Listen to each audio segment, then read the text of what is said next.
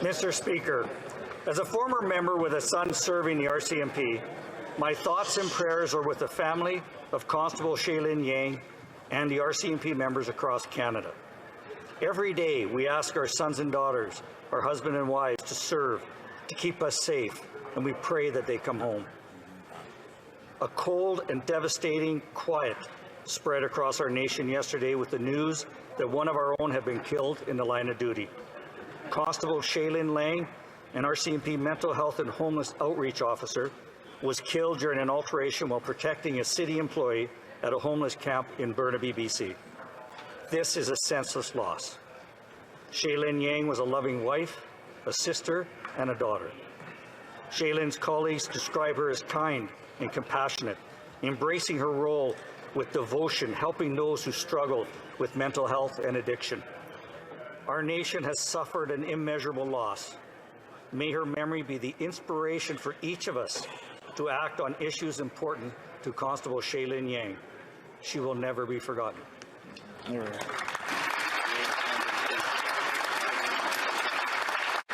Mr. Speaker, the brave men and women who serve and protect our country and community do so knowing that when they kiss their loved ones goodbye as they leave for their shift, that in service to our country and our community, that they may have to make that ultimate sacrifice. Yesterday, RCMP Constable Shaelyn Yang was tragically killed in the line of duty. Constable Yang was a loving wife, a mother, and a friend who volunteered extensively within her own community. She joined the RCMP just 3 years ago and acted as an officer who specialized in mental health outreach. She was described as a kind, compassionate, and empathetic by all who knew her. She was a compassionate and tireless advocate for those who struggled with mental health and addictions. Canadians around the country grieve alongside the fallen officer's family and friends in remembrance. But, Mr. Speaker, thoughts and prayers are little comfort to Constable Yang's family, friends, and colleagues. This tragic and senseless act of violence was in part caused by the lack of mental health funding and support for our homeless population who suffer in our streets each and every day. As leaders, we must take concrete action on mental health to prevent our most vulnerable and sick from being left on the fringe of society. And, Mr. Speaker, we must protect those who protect us. Lives depend on it.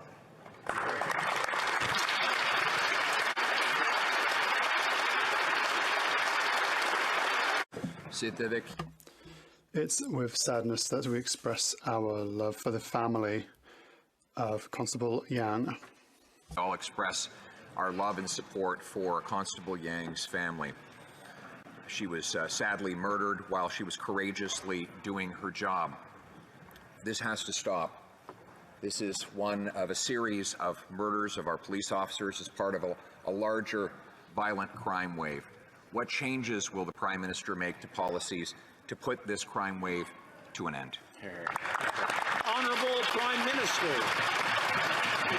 It goes out to the family of Constable Yang, to the community, not just in BC, but right across the country, where we know we've seen murdered police officers in Ontario and elsewhere across the country as well.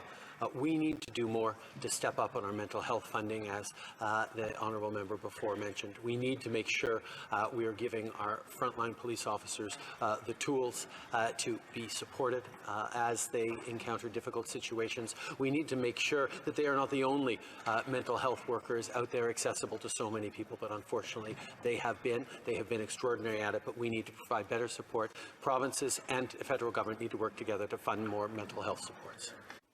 All New Democrats, I want to express our condolences to the friends, family, and colleagues of Constable Yang and the horrific killing that was experienced in Burnaby. I understand that there have been discussions among representatives of all parties in the House, and that there is an agreement to observe a moment of silence in honour of the fallen RCMP officer, Shaelyn Yang, in Burnaby, British Columbia.